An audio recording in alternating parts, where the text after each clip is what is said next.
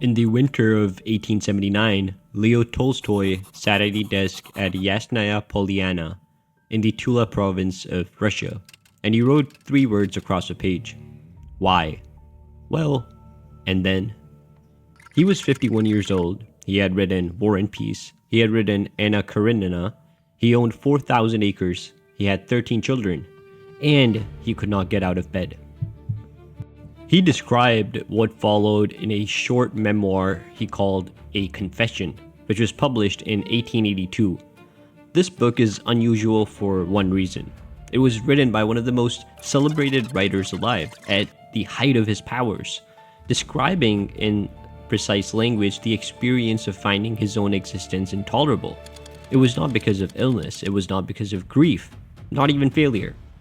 It was because a question had arrived and he could find no answer adequate to it. He removed the rope from the beam in his study. He stopped carrying a rifle on hunts. He was afraid of what he might do if the means were too easily available. His wife, Sophia, knew something was wrong. She did not know what to do. The estate required managing. The children were young. From the outside, the life looked perfect.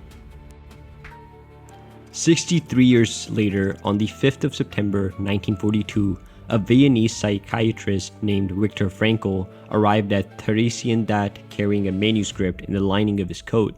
He was 37 years old. The manuscript described a theory of therapy he had spent a decade building.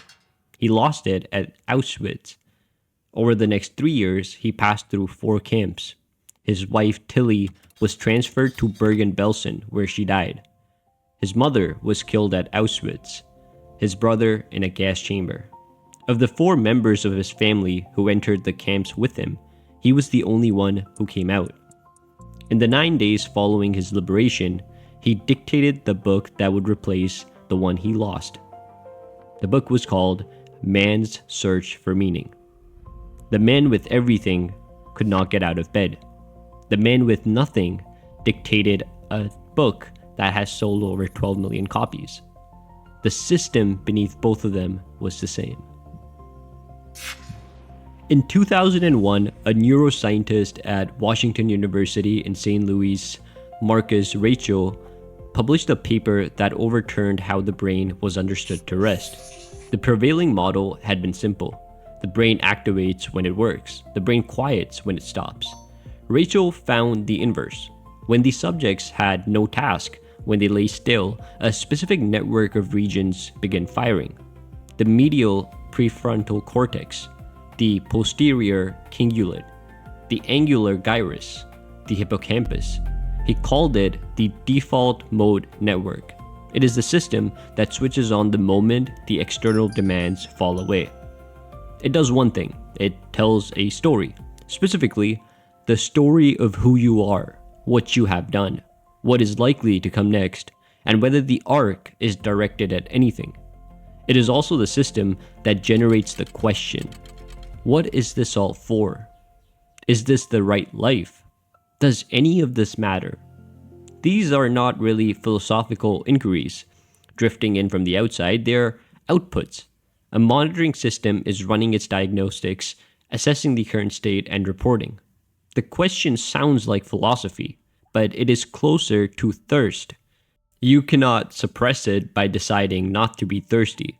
You can drown it in distraction. You can keep busy enough that the network never gets a quiet moment to run its report. Millions of people do exactly this with great discipline, right up until they cannot. Tolstoy took nearly a decade to find his way back. The process was neither elegant nor straightforward. It involved a religious conversation that baffled his family, a progressive renunciation of comfort, and a quiet reconstruction of a life that had, from the outside, never been broken. He did not find an answer to the question. Nobody finds an answer to the question. What he found was a way of living in which the question stopped being unbearable. Not because it had been resolved, because it was being answered continuously by the texture and direction of the life itself. He died on the 20th of November 1910 at a railway station called Astapovo, 82 years old. He had left the state in secret 10 days earlier. On the other hand, Frankl lived until 1997. He continued to see his patients until the final year of his life. He did not often speak about the camps. When asked near the end what he had carried out of them, he said only this: "Everything can be taken from a man but one thing, the last of the human freedoms to choose one's attitude in any given set of circumstances." 2 men, 2 centuries, 1 system. That same system is running inside you right now. It is not asking what your life means. It is asking what you are providing to a monitoring system that has specific requirements.